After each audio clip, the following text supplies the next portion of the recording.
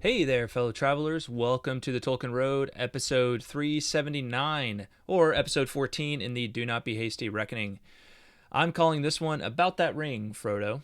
Ah, about that ring. About that ring. In this Nice. episode, we continue our tramp through Lord of the Rings, Book 1, Chapter 2, The Shadow of the Past. Greta, yeah. Did you get that memo? You mean the one about the TPS reports? One about the TPS reports, yeah. I did. I did get it. Yeah. I just, forgot to follow it. Mm. Sorry. Well, let me make sure you get another copy of that memo. Okay. Yeah. If you could just make sure to put those new cover sheets on the TPS reports. Yeah. I sent you a memo about it. Did you send me a memo? Yeah. Okay. Yeah. Maybe you should have my 7 other bosses mention it to me as well, just so it hits home, Yeah. Let's just make sure we get those cover sheets on the TPS reports. All right. Enough of that. Before we begin, we'd like to give a double up air 5 to our amazing fellowship. 3, 2, 1. Whoopsht. Nice. Very nice. Special thanks to this episode's executive producers, Kaitlyn of Tea with Tolkien, John R, KG, SaberSystems, and Jeremy D. And a big thank you to our newest patron, Luca M. Well, Thank you so much for joining our fellowship, Luca. Thank you, Luca. Also, a shout out to those celebrating their fellowship anniversary in June of 2024, Richard BW, Teresa C, and James L. Thank you all so much for sticking with us over the years. All right. In this episode of Do Not Be Hasty, we continue through the Shadow of the Past as Gandalf reveals to Frodo all that he has learned of his ring in the past 17 years. This section begins with the words, next morning after a late breakfast, and ends with, give me the ring for a moment. This section takes place in Frodo's 50th year, aka the Third Age of 3018, or Shire Reckoning 1418. And we pick up just after Sam's run-in with Ted Sandyman at the Green Dragon, the morning after Gandalf's first visit to Frodo in 9 years. So, got a kind of a long, an epic conversation between Frodo and Gandalf coming at us over the next several episodes of Do Not Be Hasty. And we begin with it on this one. So Sweet. Let's do it. All right. So it's a pleasant morning, and it sounds like a very pleasant morning. I just thought it's worthwhile to maybe indulge ourselves by reading a little bit about this pleasant morning. Greta, do you want to read this section here, beginning with next morning? Yeah, sure. All right. Next morning after a late breakfast, the wizard was sitting with Frodo by the open window of the study. A bright fire was on the hearth, but the sun was warm, and the wind was in the south. Everything looked fresh, and the new green of spring was shimmering in the fields and on the tips of the trees' fingers. Gandalf was thinking of a spring, nearly 80 years before, when Bilbo had run out of Bag End without a handkerchief. His hair was perhaps whiter than it had been then, and his beard and eyebrows were perhaps longer, and his face more lined with care and wisdom. But his eyes were as bright as ever, and he smoked and blew smoke rings with the same vigor and delight. All right. So yeah, that sounds like a really pleasant morning. I mean, all you have to say is late breakfast. Yeah. And that's that. I mean, how can the morning be more perfect? That's the key to your heart. It is. I mean, I just feel like, a late breakfast, just if you're having a late breakfast, like you've clearly had a lazy morning, and that sounds like a pretty good day to me. Yeah. Yeah. I like some of the imagery here. The new green of spring shimmering in the fields and on the tips of the trees' fingers. I like that image of the shimmering, the green of spring shimmering on the tips of the trees' fingers. Yeah, it's also kind of a not a personification of trees, which is kind of fun too. Yeah, because you don't think of trees as having fingers. It reminded me of the Ents. Yeah, for sure. An interesting little tidbit there. Yeah. It's interesting how Gandalf has on his mind the spring nearly 80 years before when Bilbo had had run out of Bag End without a handkerchief, as it says here. Just another note of like that sense of like history repeating itself with the early parts of the Lord of the Rings repeating itself from where things started out in the Hobbit. Now, of course, the past will very much diverge as the story continues longer, but we get these little notes that are just kind of interesting throwbacks to the Hobbit here. So little notes on Gandalf versus how he was 80 years ago. it says his hair was perhaps whiter than it had been then, and his beard and eyebrows were perhaps longer, and his face more aligned with care and wisdom. But his eyes were as bright as ever, and his smoke rings were still pretty solid. So That's really interesting. Okay, that makes way more sense, because when I first read that paragraph, I thought he was talking about Bilbo. nope, Gandalf's refer. He was talking about Bilbo. Well, Bilbo's hair and everything, but the fact that it's with Gandalf makes way more sense. well, Bilbo doesn't have a beard, right? so Of course, yeah. and he's not sitting there smoking, blowing smoke rings. I know, that's why I was very confused. But Bilbo, Bilbo was in the Hobbit. He was sitting there blowing smoke rings. Right. But in this paragraph, Bilbo is the last person mentioned before it said his hair. Yeah. So I'm just saying, maybe Tolkien needed to clarify a little bit. Well, or maybe he just expected you to realize Bilbo didn't have a beard. Maybe. Yeah. That's probably So, more likely. More likely. That's more okay. likely. Yeah, that's a me problem. Better luck next time. All right. So moving on. Yeah. So Frodo says, last night you began to tell me strange things about my ring, and then you stopped because you said that such matters were best left until daylight. So Frodo is like, let's pick up where that conversation left off. Apparently there's, something you need to tell me about my ring. You need to clarify this matter of the ring a little more for me.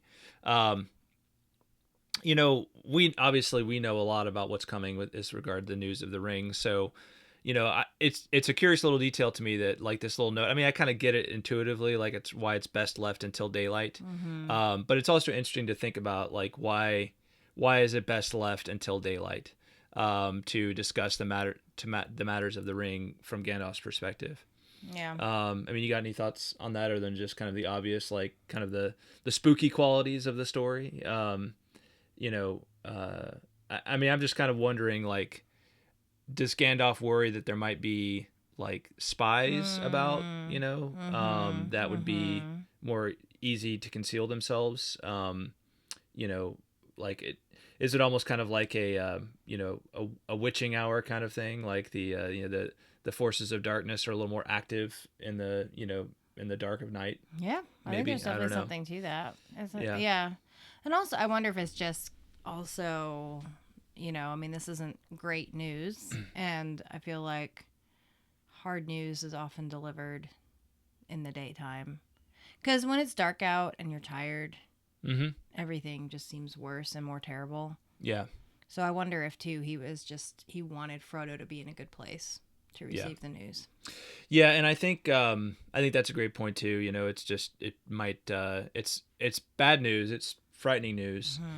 So maybe it's better for Frodo's own reaction and psychology about the matter to receive it when it's pleasant morning. Yeah. Right.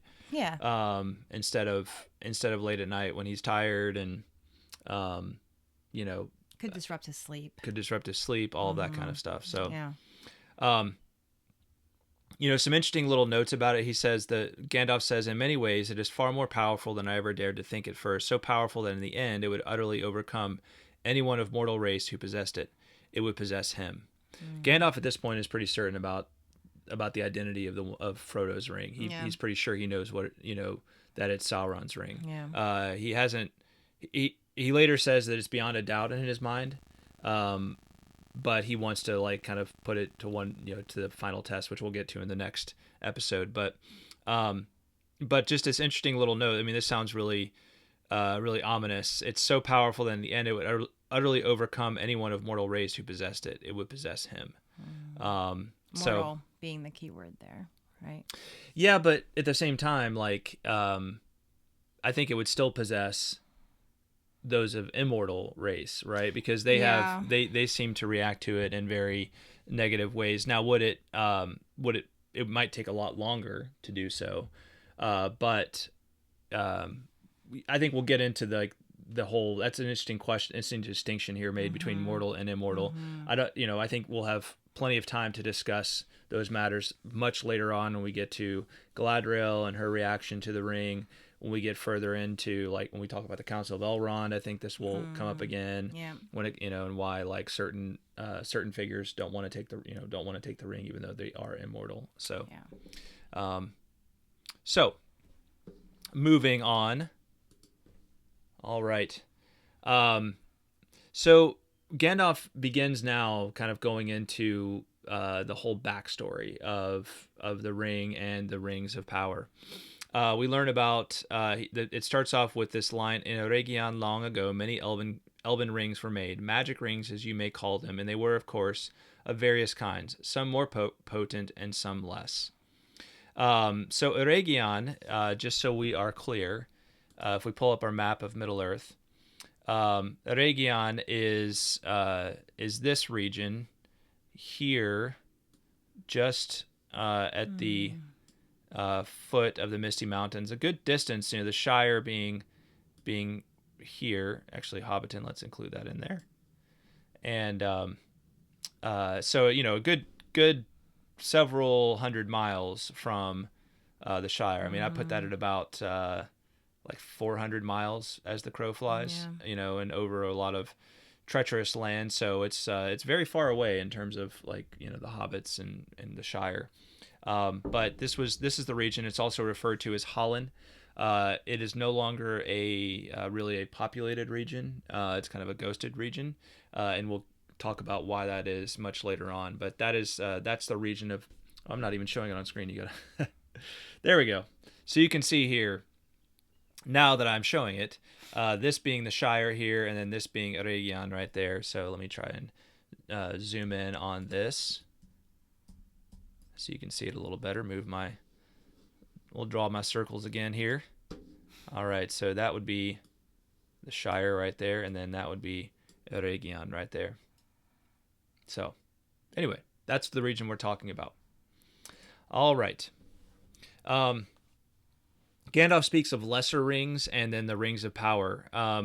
So these lesser rings were kind of the original versions, and you kind of think about it, you might think about them as like prototypes of significant technology. So a lot of times before you invest a lot of resources in in creating some new technology, you'll do a prototype of it, and that's what I think. I've become accustomed to really thinking of the rings of power and the whole ring scheme in terms of like advances in technology, because that's a very closely related concept to I think what Tolkien had in mind when it came to like magic, right? Magic versus art, which is its whole interesting distinction. But essentially, like, and I don't think it's wrong. I don't think I'm violating anything that Tolkien would have, like I'm not trying to make this a picture of an allegory, but I'm trying to say like I think there is a strong resemblance, applicability to like modern sort of networking technology, right? Which is omnipresent for us now, right? It's everywhere in our lives. This sort of networking technology that keeps us connected to one another like 24/7. I think this is a large part of what the whole Rings of Power scheme was. Now, there's other things I think that apply to the rings. We'll get into like what the different rings do for the different races of people that they apply to. But at the end of the day, I think there's I think there is a strong resemblance to like kind of this being like sort of a networking sort of magic, a networking sort of technology, and amongst other powers that these things had. So the biggest thing would just be like I just think of a ring like a smartphone, right? And so are there more powerful smartphones out there? Are there less powerful smartphones out there? Yes. And then there's probably somewhere somebody probably has the power that could gain access to just about anything, right? Any one of our smartphones, which is scary to think about, but it's just the truth, right? It's I'm too much of I have too much of a conspiracy theorist in me to believe that that's not somehow possible, even though they say like, oh, it's completely secure, nobody can access it. And I'm like, somebody has a backdoor somewhere, like into everything. I gotta believe that that's true. All right, so anyway, any thoughts on that, Greta? Kind of ominous thoughts, but I'm just trying to kind of paint a picture of I think what the Rings of Power, these lesser rings, like what's going on here with this sort of opening paragraph about the history of the rings. Yeah. No, I think that makes a lot of sense. What does it mean when it says the lesser rings were only, is it essays in the craft? Yeah, essays in the craft. I think that's sort of like that's what I sort of mean by prototype in my like So when I was essay using is like another word for prototype. I don't know that like there's a precursor. I don't know that they're something. like necessarily the same like synonyms, but like contextually, I think like it's like a way of speaking, right? So, I don't know. It's interesting. I hadn't really like thought to look up the word essay because I feel like we all know what it means, but let's just take a look the at only this. essay I know of is the kind that you have to write. Oh, okay, yeah. So here we go. When I googled it, it said a short piece of writing on a particular subject.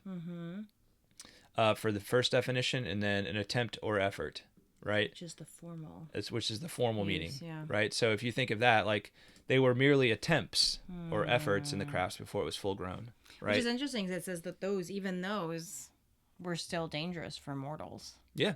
Not for the elven smiths, though. It says for the elven smiths they were but trifles, like kind of playthings, right? But even those, those precursors or the not super powerful ones were still dangerous for mortals. Well, and you think about it, so like, like see that like the growth of technology in the modern age is such a like fascinating thing to think about because, and I see this all the time in like my own work that I do, right? Like, and not that I'm like, super like into like super advanced technology or anything like that, but like the way technology advances so often is like, you have to do this thing that like in 5 years will just seem like laughable and dumb, but just to kind of like prove the concept that you can do this, right? You can do the very basic thing with this technology. And then once you've proved that, it's like, boom, now we can sell that. Now we can mass produce this. Now we can do it on this large scale. I mean, you just think about like, the very first iPhone, right? Before, compared to like what iPhones are now. And it's like, it's kind of that progression, right? I'm sure there was some kind of iPhone, like pre-iPhone, that was only used by like Steve Jobs and a few select people that were like prototypes of the original iPhone, right? Back in the day. You think about something like, atomic power, right? And the very first nuclear device that was detonated was, like it was still a big, huge blast, but it was like very small compared to like what nuclear devices are today, right? Yeah. Because and even then, like there were things that came before that nuclear device that were like much smaller, but it was just like, let's prove little parts of this concept, and you put it all together, and then it becomes, and eventually it's just a common part. Like everybody, it's like it's like everybody realizes that this exists or even has it at their own fingertips, right? You got to prove the concept. You got to kind of prove the basics of the technology first. You think about like the original video games, like Pong, right? You've seen Pong before, right? It's like, two little just like square, like rectangles moving back and forth, and you got to like control them and keep the ball, and boop, boop, boop, right? And now like video games are like insane, right? Like they're they often seem so real and sophisticated. So that's a lot of times how technology advances. You start with these smaller attempts, smaller essays, but eventually they become, very powerful things. Yeah, exactly. Even just, like your brief opening to today's episode was a reference, obviously, to Office Space. And, like just watching that movie shows you how far technology has advanced I know. since then, right? Yeah. I mean, they actually have like a disc, right? I know. They like hand what a throwback. off. I know. And I'm what like, a throwback. I totally forgot that those even existed. Well, yeah, we watched Office Space last night, which Greta and I years ago we'd seen a ton of times, but we hadn't watched it in years, and it was a throwback in a lot of ways to so you're referring actually to the smaller floppy disks, smaller one, floppy disks that were actually kind of hard plastic disks. Yeah. But even Not before floppy, that, like the first one. before that, there was the larger ones that were actually floppy, and that's why they called them floppy disks, right? You could flop. Yeah, right? yeah. But like I haven't seen a I probably have like one from an old computer game around here somewhere, like a 3.5-inch floppy disk, Yeah. like they had in the movie. But I mean, I haven't used one of those in at least a decade, if probably longer. Yeah. I mean, I barely use like I don't use CD-ROMs anymore. No, I know. At I one remember point, when that was like CD-ROMs, advanced technology. I know, right? It's kind of scary actually when you think about it. Yeah. Yeah. So anyway, yes, I love technology. All right, so we move on with this discussion of the perils of the rings for Frodo. Let me go ahead and read this paragraph here. A mortal Frodo who keeps one of the rings does not die, but he does not grow or obtain more life. He merely continues until at last every minute is a weariness. And if he often uses the ring to make himself invisible, he fades. He becomes in the end invisible permanently and walks in the twilight under the eye of the dark power that rules the rings. Yes, sooner or later if he is strong or well-meaning to begin with, but neither strength nor good purpose will last. Sooner or later the dark power will devour him, right? So mortals will be devoured by this dark power. Now, maybe the distinction that we'll come to is that mortals will be devoured by it, but immortals will be made evil by it, right? Like it will come to dominate what was good in them before, right? That maybe that's the distinction we'll come to when it comes to what happens with immortals. But yeah, we learn here that, really these great rings are not good things for mortals to possess, and we will learn more about that as the chapter continues. Just a small note. Sam, we hear, is outside the window cutting the lawn from the garden. Cutting the lawn in the garden. So Sam is, just take note. Sam is apparently He's around. not far. Yeah. Yep. Though not part of the conversation. All right. Frodo finds this terrifying. So we go a little bit more into what Bilbo knew, right? How does Gandalf know this? How long has he known this? Now, how much did Bilbo know about this? Gandalf says that it was really growing on Frodo's mind. He said on Bilbo's mind? It was growing on Bilbo's mind, yes. Yeah. It shrank or expanded in an odd way, and we learned that Frodo keeps it on a chain for that reason, right? Mm-hmm. We learned that Bilbo felt thin and stretched, a sign that the ring was getting control. But Bilbo didn't really attribute this to the ring necessarily, right? And neither did Bilbo.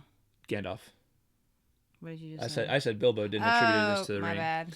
Now Gandalf had his suspicions really from the beginning, and that's what we learned, right? Gandalf had suspicions about the ring, thinking that it might be one of the rings of power. Yeah. Really going back to the quest of Erebor, right? The quest in the Hobbit, right around the Battle of the Five Armies.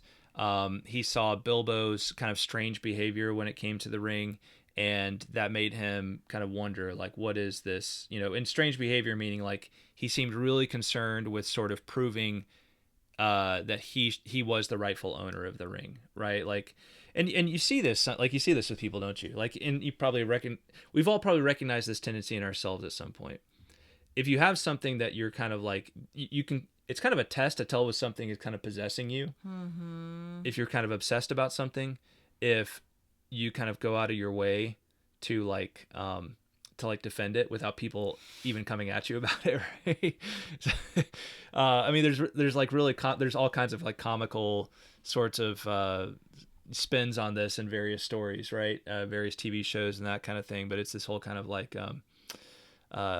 oh, hey, I like your necklace, and it's well, why wouldn't you like my necklace? Isn't my necklace wonderful? It's my necklace. I got, it's somebody starts acting like that. It's okay, something's going on. That action reveals the place that this necklace has in this person's heart, either legitimately or illegitimately. So yeah, Gandalf really has been suspecting that something, that this ring was much more than just a simple sort of trinket that Bilbo found with some interesting capabilities, right?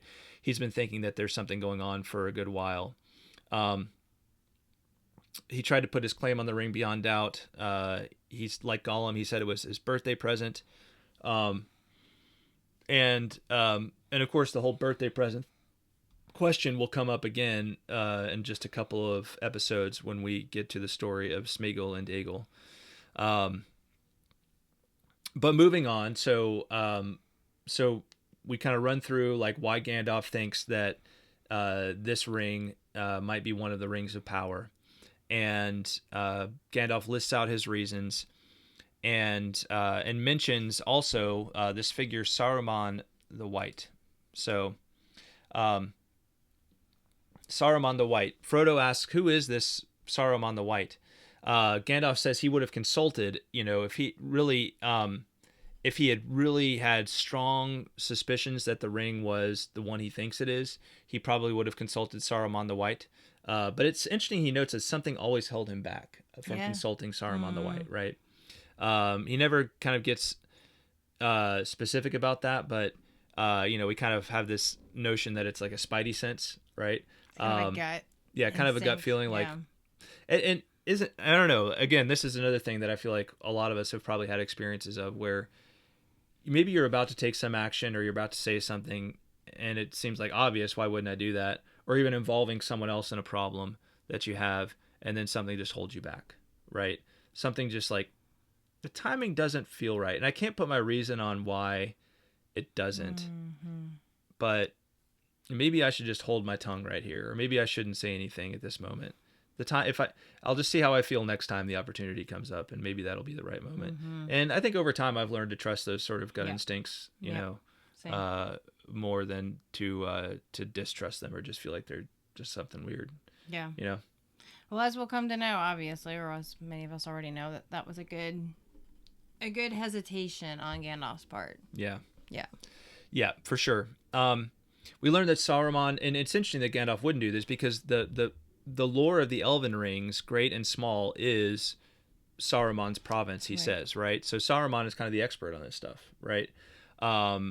He, if there's anyone that Gandalf would have wanted to share his suspicions with, you'd think it would be Saruman. But again, and maybe what we can read into this is Gandalf's for a while had his suspicions about Saruman's inner motives, and I think one of the things we find throughout the story is that Gandalf is a pretty outstanding judge of character, right? He can kind of he has a very strong intuition that seems to be right on the mark most of the time when it comes to kind of judging different people, but he's also not like judgmental either, right? Except when it comes to Pippin, but maybe with good reason. But he's not judgmental either. He's not like he just seems to know, like, he seems to like encompass or embody a lot of very important virtues, like prudence, wisdom. Yeah, I was gonna say he's just very wise. Yeah, like prudence is one though, like just prudence and like wisdom in action, right? Like knowing what's the right time to reveal something to someone else, these sorts of things. Gandalf really seems to embody all of that quite well. So, all right. So even as Gandalf like suspected all of this, he still doubted, right? And then it was finally when Bilbo said and did things on the night of his 111th birthday, his 71st birthday, that it filled Gandalf with fear. So this is, of course, 17 years ago at this point. But Bilbo's behavior that night when he tried to leave and he kept trying to hang on to the ring, that really starts to confirm it in in Gandalf's mind that maybe this is that one ring, but still doesn't want to reveal it to Frodo. He needs to confirm it. Doesn't want to raise any alarms until he feels like very certain that it is what it is. Yeah, which is very wise. Yeah. Yeah. Thankfully, we learn that Frodo's biggest concern here off the bat is that Bilbo has been irreparably harmed by his possession of the ring for such a long time. But we learn that Bilbo will be okay because it might take a little time, but he gave it up in the end of his own accord, and that's what really, is the thing that maybe saved him in the end. That harkens back to the whole possession issue. Yeah. Right? Like if it had truly possessed Bilbo, he wouldn't have been able to give it up of his own accord. That's right. Yeah. At this point, Gandalf is really more concerned about Frodo in the Shire than about Bilbo. He knows. I assume he knows that Bilbo is in Rivendell, and is probably healing quite well. He's been there for about 17 years now. So Gandalf's concern right now is for Frodo in the Shire, and this brings up a really interesting point where he says Sauron has overlooked. He believes that Sauron has overlooked the hobbits. So Sauron, it kind of revealed here that Sauron is still active in certain ways, right? Okay. He's just not as powerful as he was when he had the ring. Right. We'll go into that again, why that is, but he wants to find the ring, and he now has some sense that the ring is still out there. So Sauron, Gandalf says Sauron has overlooked the hobbits, and this brings up one of my favorite lines from the Walden letter. Letter 131 in the Letters of J.R.R. Tolkien. And so this is from what year? 1950. Yeah. Oh, it's 1951. So probably 1951. We actually don't know for sure, but 1951. And here's the quote that I wanted to bring up in this context. And this applies kind of between Sauron and Saruman.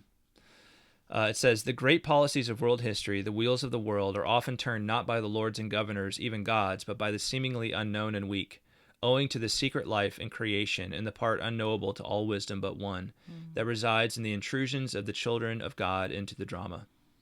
Tolkien actually says this in regard to the story of Beren and Luthien. But he relates it also. He says it really becomes manifest and becomes dominant in the story of the hobbits within Middle-earth.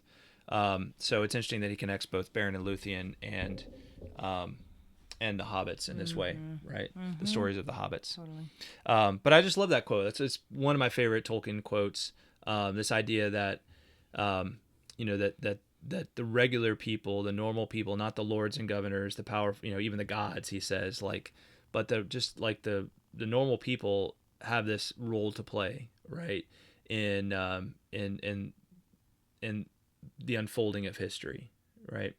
But that the great and powerful often overlook them, right? Overlook the notion that there might be some lesser group of people that will play this major role. Yeah. Yeah. Yeah. And I think really, if I think you could almost look through history and through that kind of lens and see some really interesting confirmations of that notion, right? You think of simply the Jews, right? The ancient Jews, and being kind of this nobody people long ago, and then they grow to a certain power, and then they get conquered by successive empires. Finally, with Rome, they're subjugated there, but then out of them comes Jesus, and that leads to this religion of Christianity, and eventually, which becomes the religion of the Roman Empire, right? So, you have that just that pattern right there. You think about the people of the peoples of the British Isles, kind of the interesting story there of once upon a time they were they were just the outer regions of the Roman Empire, kind of the backwaters of the Roman Empire, powerless people, and eventually they become their descendants become the British Empire, right? And there's all kinds of stories like that, I think, throughout history, and all different parts of the world, where the peoples that were kind of nobodies at one point end up having a great effect on history. Those are kind of broad stroke examples, but I think you could probably find lots of stories of individuals where they became that. I mean, the story of Jesus certainly is, right? It's here's this nobody from a nobody people, and next thing you know, he's probably the most famous famous person in world history, right? So interesting little quote from Tolkien. I think a very insightful quote from Tolkien there. Yeah, I love here, too, how Gandalf describes hobbits. He says, soft as butter they can be, and yet sometimes as tough as old tree roots. Yeah, that's a great quote. And I think that's why like hobbits play such an important role, is because they kind of embody that notion of like they're unsuspecting. Yep. They're not out there like trying to like build empires and rule vast swaths of land and everything like that. Simple people. They're just these simple people, but it's like when what we're gonna find is that like when it comes down to them, they have a certain ability in them, right? And ultimately it comes back to I guess the foresight and the plan of the ultimate power, right?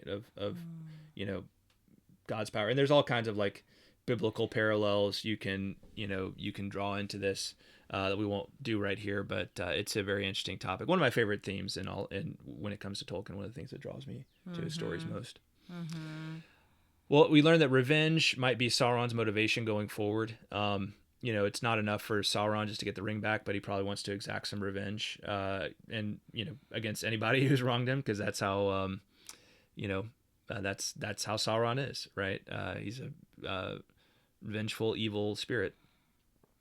And revenge is, I don't know, revenge is such a strange motive to me, because like, again, like it's very much like, it's almost like it can lead you to do things that actually aren't in your interest. If you really think about it, it's almost like an irrational thing. So you might, it can really come back to bite you too. Exactly. Yeah. I mean, I'll just say there was a certain 2 baseball teams that were playing earlier this week where one team wanted to take revenge on the other team, because one of the teams, the good guys will say, had accidentally hit one of the bad guys players. All right. Accidentally, alienating just part of the game. It happens. Here. It happens. Had accidentally hit one of the bad guys, and so all of the bad guys and their fans were like, "We got to get them back." And what did they do? They hit one of the good guys' players, and then he ended up scoring the winning run and the difference-making run in the game. So sometimes revenge is not a great motive. Actually, I say most of the time revenge is not a great motive. Well, often I would say 99%. Yeah. I think we can just say blanket 100% of the time revenge is not a great motive, even though sometimes it feels really good. Yes, so. Exactly. No, that's very true. But it's always nice when you see the fruits of the revenge actually come back to bite you. Like, that's a good reminder, like maybe revenge isn't such a good thing to seek. Yeah. All right. And then we get this last, like, kind of a little weird thing that's going to be a little bit of a cliffhanger for us in this episode. Gandalf says, "Give me the ring for a moment." Now, I may just be reading too much into this, but I don't I'm surprised that Gandalf asks for the ring in such a way.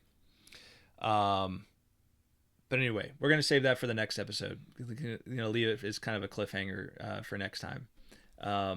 So does that sound all right to you, Greta? Yeah, right. It does. All right, Greta, what did I miss? What did you miss? You really didn't miss anything. I think what I'm finding myself thinking about is why the hobbits, or why Gandalf seems to think the hobbits are more immune to the effects of the ring than other races. And I wonder if it really does just come down to their simplicity. And that the ring really seems to, like, really kind of thrive off of a desire for power. And the hobbits don't have that. I mean, here Gandalf actually, like, describes the hobbits as kind, jolly, and stupid. And I'm like, okay, I'm sure he means stupid in, like, a very, endearing way. But it's, I don't know. It's just interesting to think about. Oh, it's a great question. and I think you're on. I think you're kind of on track there with your thoughts. I think it is this, like, their simplicity. They aren't. Most hobbits are not out there trying to, like, gain power over others, and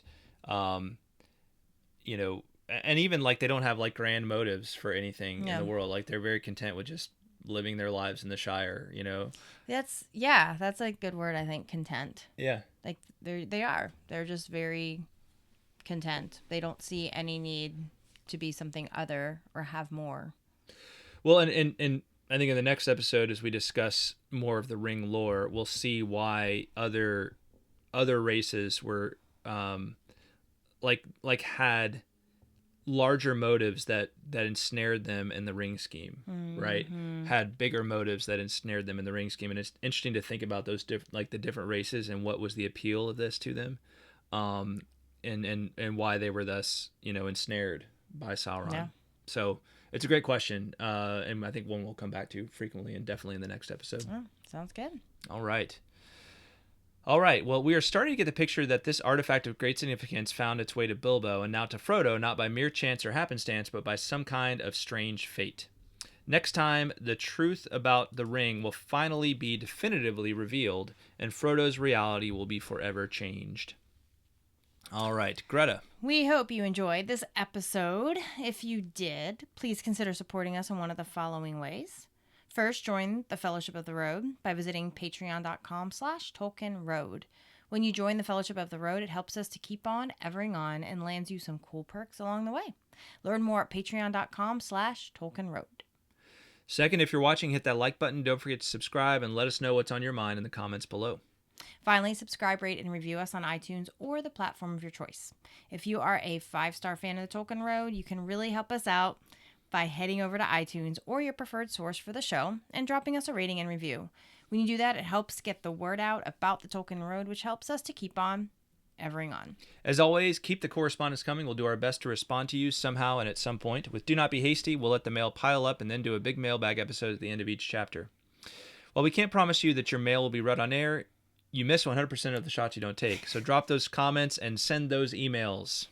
Finally, don't forget to stop by TrueMythsPress.com for great merch like super styling and comfy Tolkien Road t-shirts, 2 Trees camper mugs, and signed copies of John's books, Tolkien's Requiem and Tolkien's Overture. Once again, that's TrueMythsPress.com. Thanks for supporting our work with your purchase. To close, as always, we'd like to thank our amazing fellowship. We know all of you have as well as we should like, and we've thanked less than half of you half as well as you deserve. Special thanks to the following: John R, Kaitlyn of Tea with Tolkien, KG, Melkor27, SaberSystems, Jeremy D, Emilio P, Jonathan D, Richard K, Paul D, Julia, Werty, Chris B, 2R91, Carolyn S, Emiel K, Brian O II, Jonathan R, Matthew W, Daniel T, Daniel D, Harrison C, Jason C, Seb M, Wilbo Baggins, Ms. Anonymous, Andrew T, Red Hawk, Shannon S, Brian O I, Zeke F, James L, Chris L, Aja V, Ish of the Hammer, Teresa C, David of Pints with Jack, and Eric B. Finally, thanks to all for watching and or listening. Until next time, the road goes ever on. Bye, y'all. Bye, y'all.